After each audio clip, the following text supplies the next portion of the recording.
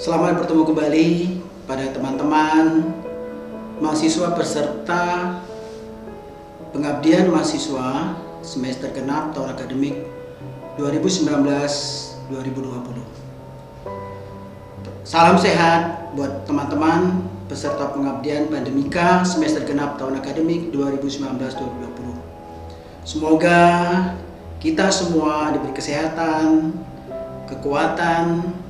Semoga aktivitas-aktivitas kita selama masa pandemik ini dapat kita jalin sebagaimana yang kita harapkan bersama. Baiklah teman-teman semua peserta pengabdian pandemika Unika Suryo Pranoto, pasti teman-teman cukup lama menunggu dan menunggu. Karena saya yakin dan percaya teman-teman semua sudah mempersiapkan diri ya secara mental, secara fisik ya untuk melakukan pengabdian kepada masyarakat.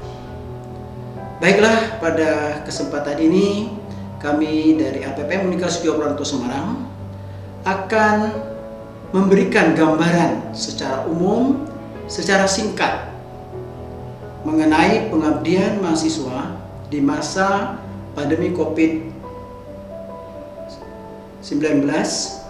di mana masa-masa yang sulit ini teman-teman sivitas akademika semua belajar dari rumah.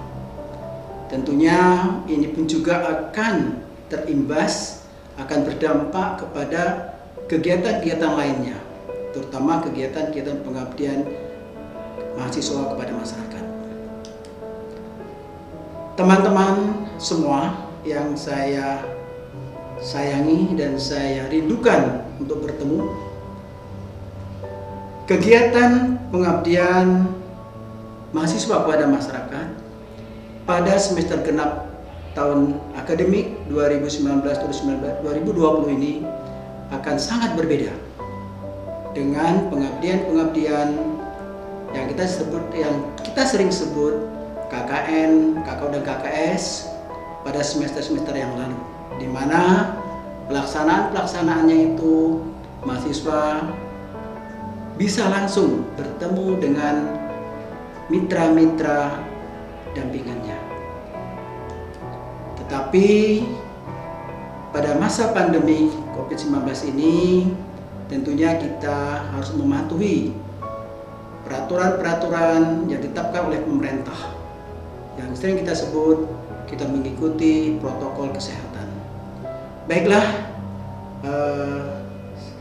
saya akan memulai.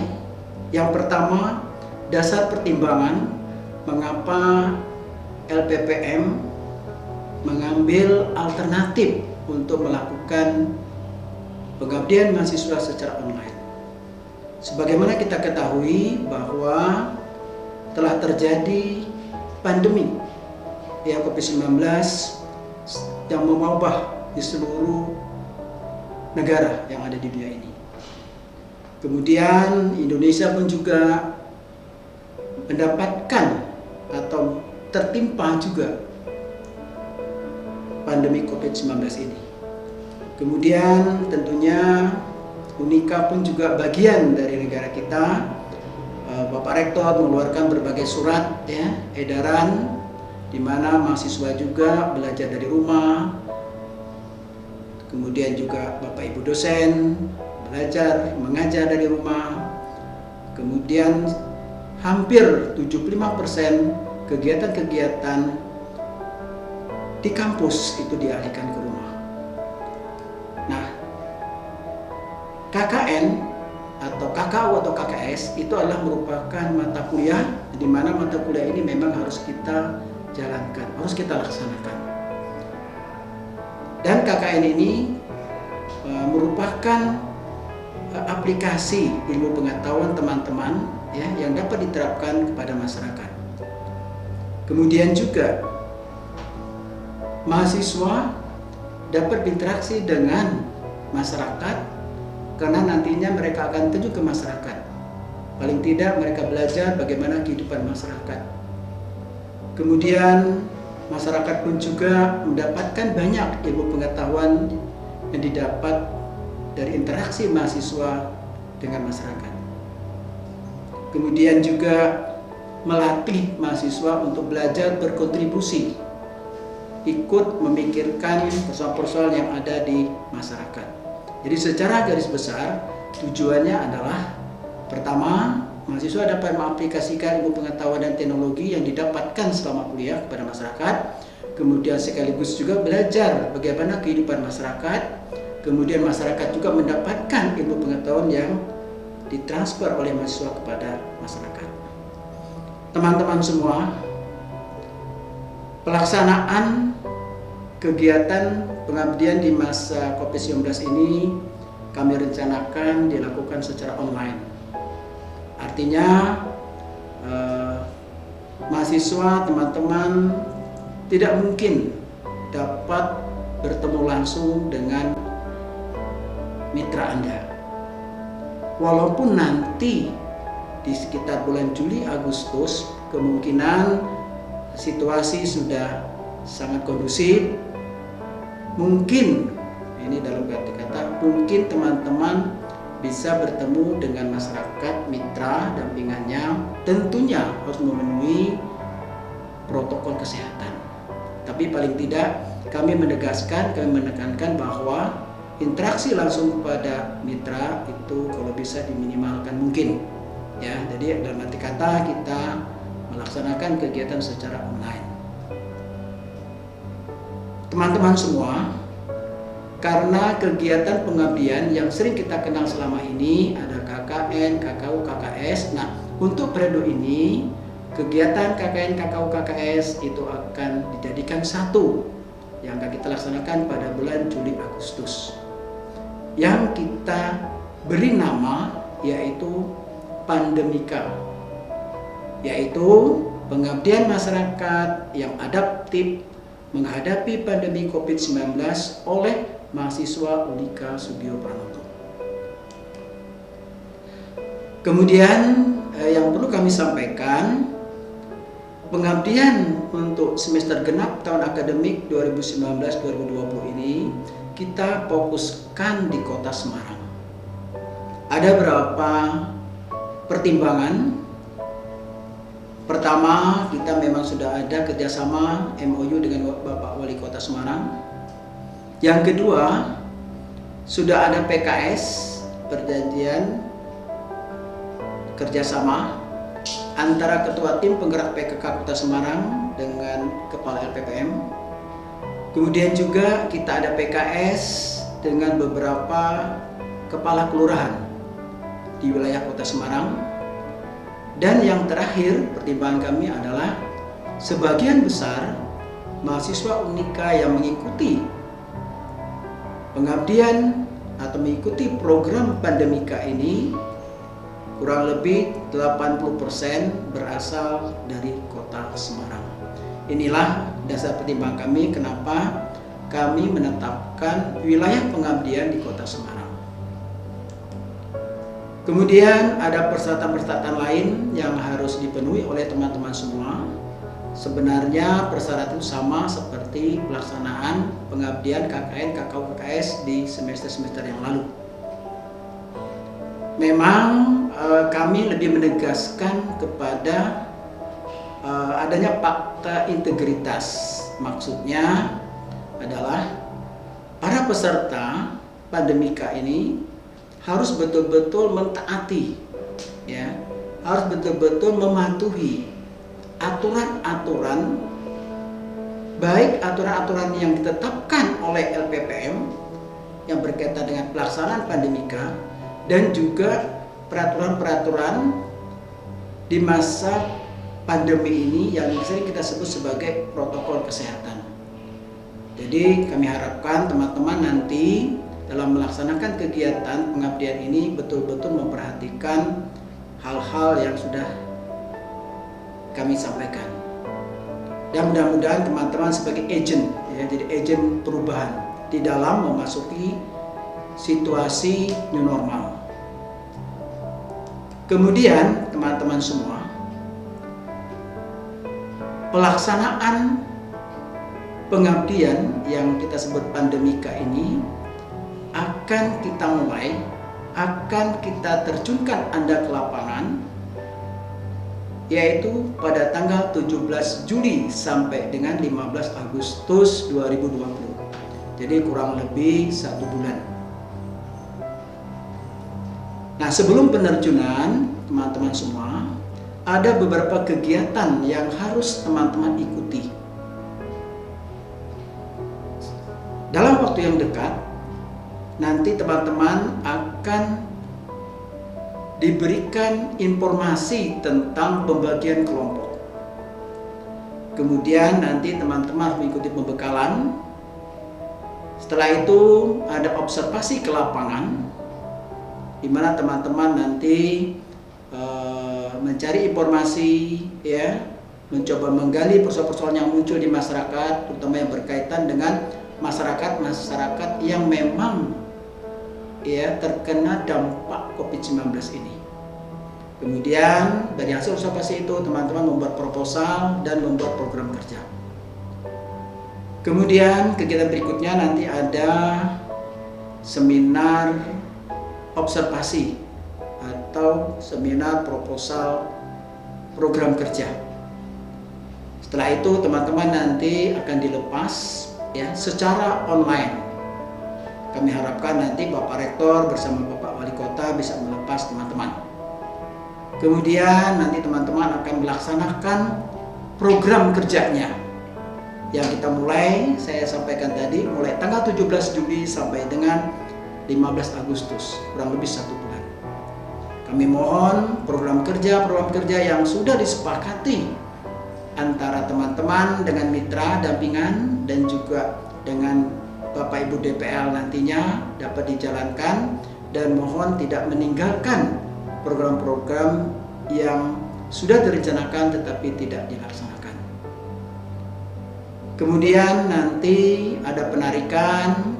Setelah itu nanti teman-teman akan membuat laporan akhir kegiatan.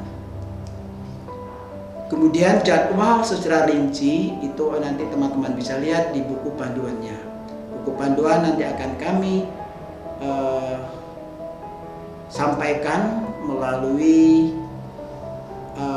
websitenya KKN. Nanti juga ditampilkan template-templatenya. Jadi teman-teman tinggal mengikuti itu. Kemudian berikutnya mitra dampingan. Nah, mitra di sini adalah individu atau kelompok yang memerlukan pendampingan untuk memajukan kegiatan usaha atau kegiatan sosial atau kegiatan ekonomi atau aktivitas produktif lainnya,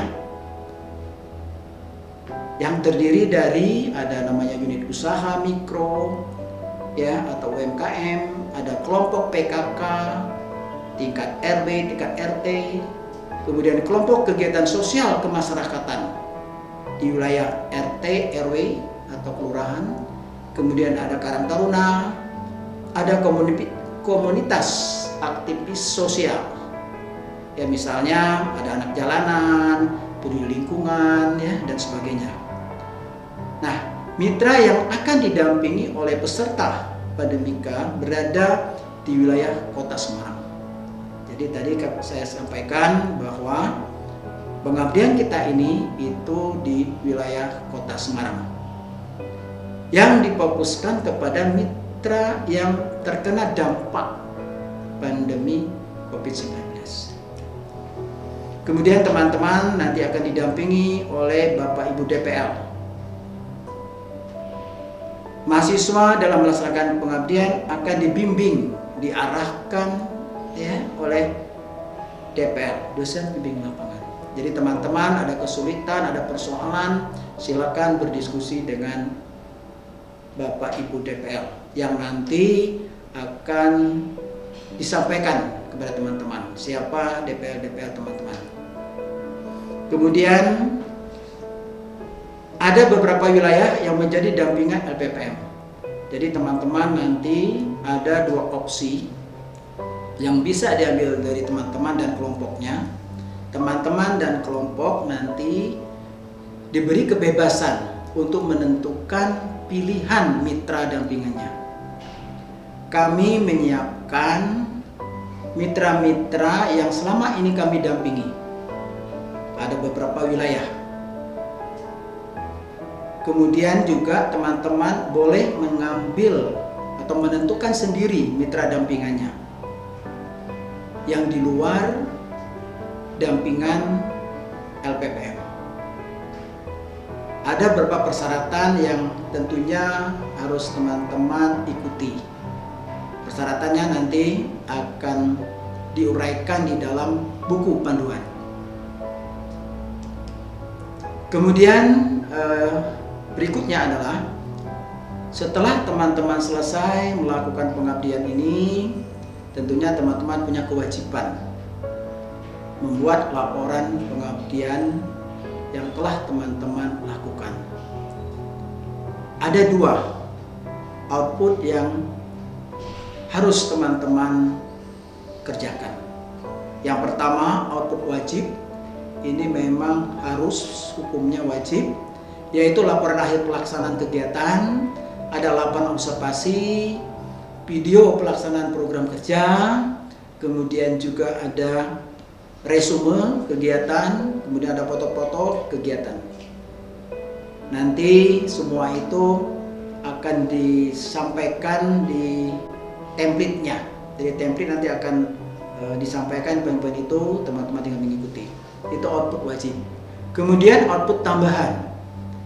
Output tambahan ini kami harapkan nanti bisa teman-teman penuhi, karena output tambahan ini akan meningkatkan poin teman-teman. Mungkin output wajibnya setelah dihitung oleh DPL dapatnya misalnya AB, tetapi ada output tambahan sehingga teman-teman dalam satu kelompok peringkatnya naik menjadi A karena ada output tambahan. Output tambahan itu antara lain ada haki, ada booklet, ada modul, ada perangkat lunak. Jadi teman-teman dari Ilkom ya, dari TI atau SI bisa juga membuat perangkat-perangkat lunak ya, mungkin sistem penjualan, sistem pembukuan, sistem produksi ya. Itu merupakan output tambahan dan itu bisa nanti dibuatkan haki, yaitu menambah poin buat teman-teman. Mungkin buku panduan teknis, project ya, mungkin ada project tertentu yang memang harus ada buku panduannya, juknisnya. Kemudian juga ada artikel ya yang dapat dipublikasikan. Jadi silakan teman-teman ya, harapan kami teman-teman output wajib dan output tambahan ini bisa dikerjakan. Nah, perlu kami garis bawahi bahwa KKN online ini atau pengabdian online ini ya, kualitas dan kuantitasnya itu tidak boleh kurang dari kegiatan-kegiatan pengabdian ya di semester yang lalu. Jadi bukan berarti karena nanti ini pengabdiannya online kemudian seadanya, tidak ya. Nah, harapan kami ya dengan online ini teman-teman akan lebih kreatif ya, sehingga betul-betul ini menjadi nilai plus buat teman-teman semua. Karena bukan tidak mungkin di semester yang akan datang, karena situasi juga belum kondusif, kemungkinan akan dilakukan pengabdian mahasiswa secara online kembali. Kemudian teman-teman sudah mendapatkan informasi tentang surat edaran rektor yang berkaitan dengan pelaksanaan KKN online masa pandemi, kemudian juga pembiayaan KKN. Nah, saya yakin teman-teman sudah mempelajari itu ya. Kemudian kami sampaikan ada mekanisme transfer dana peserta pandemika, tentunya yang sudah membayar.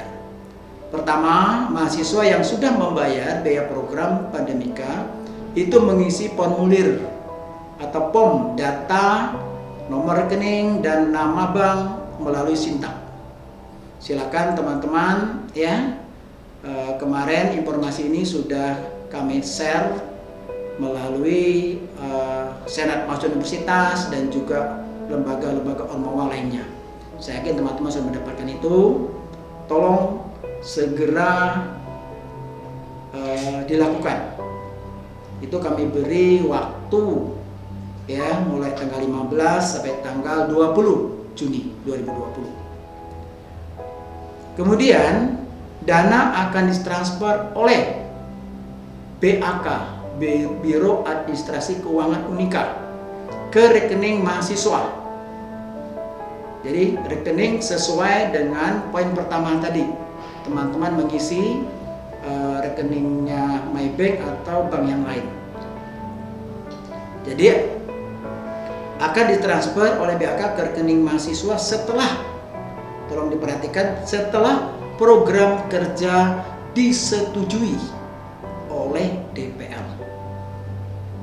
Jadi bukan berarti sekarang harus transfer, tidak.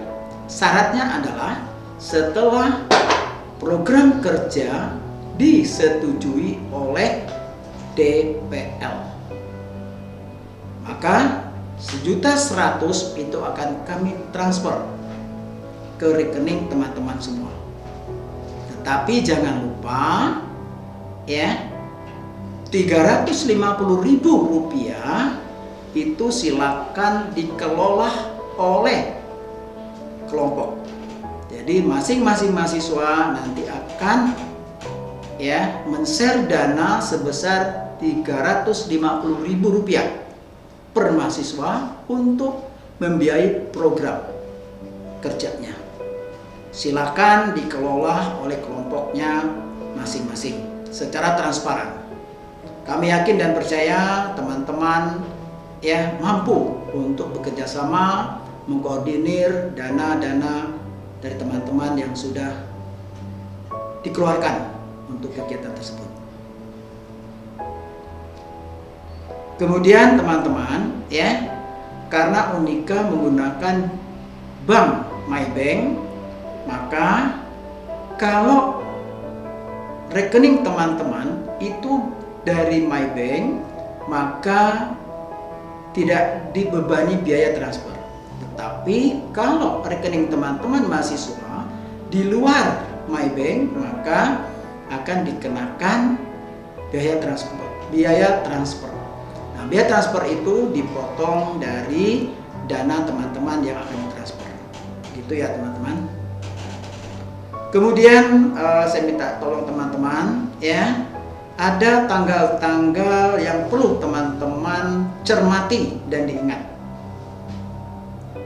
Yang pertama, pengisian atau menginput data, nomor rekening, nama bank dan sebagainya di Sintak Anda masing-masing itu tanggal 15 sampai tanggal 20 Juni, kurang lebih 5 hari. Silakan segera dipenuhi. Kemudian pembagian kelompok ya, kami siapkan atau akan kami share kepada teman-teman itu tanggal 25 Juni. Jadi nanti kelompok akan kita share tanggal 20 Juni. Silakan teman-teman bisa berkoordinasi di antara teman-teman satu kelompoknya. Kemudian pembekalan peserta pandemika itu pada tanggal 2 dan 3 Juli. Jadi pada tanggal 2 dan 3 Juli 2020 selama 2 hari. Pelaksanaannya kemungkinan di sore hari secara online. Kemudian yang ketiga, teman-teman melakukan observasi ke mitra, dampingan dan penyusunan program kerja itu pada tanggal 4 Juli sampai dengan 12 Juli 2020, kurang lebih 12 hari. Mohon maaf, kurang lebih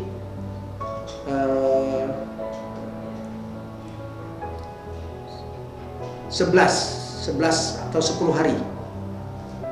Kemudian setelah itu seminar hasil observasi atau proposal program kerja itu tanggal 13 dan 14 Juli. Kemudian transfer dana setelah proker atau program kerja disetujui oleh DPL. Jadi akan kami transfer secara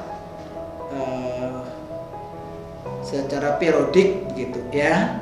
Itu mulai tanggal 13 sampai dengan tanggal 14 sampai dengan tanggal 20 Juli. Jadi kami akan mentransfer dana teman-teman ke rekening teman-teman itu mulai tanggal 14 sampai 20 Juli. Jadi kami tidak akan sekaligus, mungkin nanti kelompok mana yang sudah selesai akan segera transfer.